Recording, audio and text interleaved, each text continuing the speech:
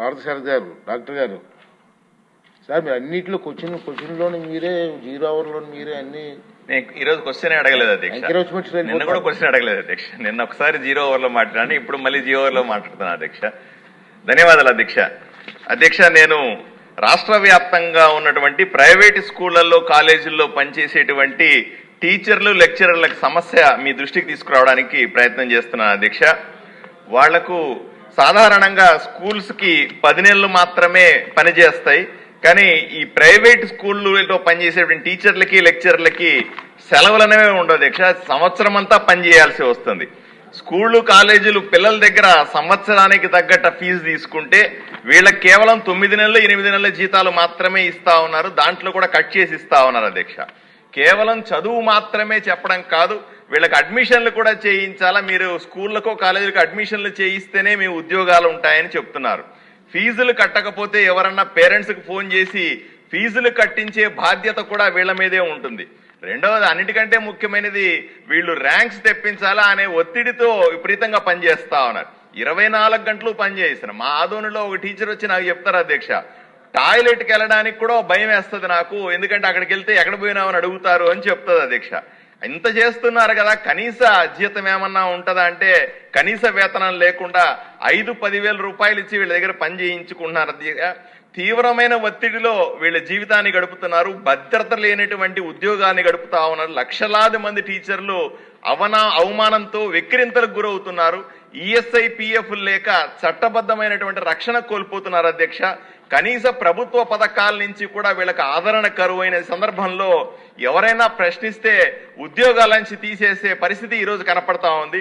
ఈరోజు విద్యాశాఖ మంత్రి గారిని మీ ద్వారా అడుగుతా ఉన్నాను అధ్యక్ష, వీళ్ల కోసం ప్రత్యేకమైనటువంటి చట్టాన్ని ఏర్పాటు చేసి రక్షణ కల్పించాల్సిందిగా కోరుకుంటున్నాను అధ్యక్ష. నమస్కారం అధ్యక్ష. విద్యారంగం రాష్ట్రానికి పట్టుగొమ్మలు లాంటివి.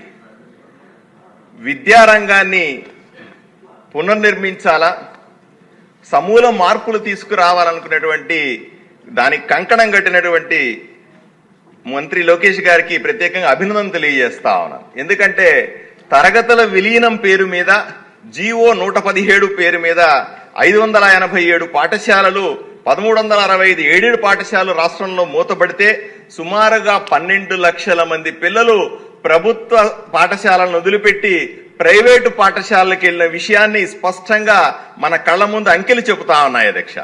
5 సంవత్సరాల్లో ఇంత గందరగోళం ఏర్పడింది. అదే సమయంలో నేను మంత్రి గారికి సూచన కూడా చేస్తా ఉన్నాను. ప్రైవేటు పాఠశాలల్లో నాణ్యతా ప్రమాణాలు చాలా దారుణంగా ఉన్నాయి.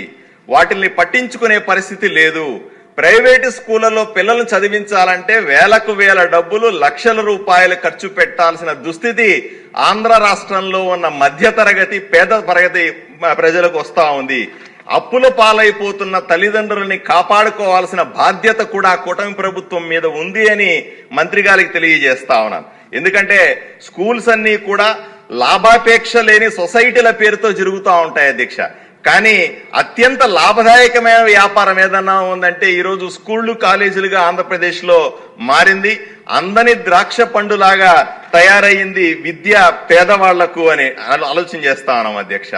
ఈ సమయంలో ఈ ప్రైవేటు స్కూళ్లకి కాలేజీలకు అనుమతి ఇచ్చే సమయంలో 25% సీట్లను పేదవాళ్లకు ఇస్తాము, ఉచితంగా చదువు చెప్పిస్తామనే నిబంధన కూడా ఉంది అధ్యక్ష. దీని మీద కోర్టు కేసులు కూడా నడుస్తా ఉన్నాయి. ఇటువంటి చట్టాలను కఠినతరం చేసి ప్రజలను లూటీ చేస్తున్నటువంటి ప్రైవేటు విద్యా సంస్థల మీద పర్యవేక్షణ పెంచి కఠినంగా శిక్షించాల్సిందిగా నేను కోరుతా ఉన్నాను. ఇదే ఏ విధంగా అయితే మనము ప్రభుత్వ స్కూళ్లు కాలేజీలని సంస్కరించాలని అనుకుంటున్నామో అదే సందర్భంలో విచ్చలవిడిగా తయారైనటువంటి ఈ ప్రైవేటు స్కూళ్ల విషయంలో కూడా మనము తప్పనిసరిగా పట్టించుకోవాల్సిన అవసరం ఉంది అధ్యక్ష.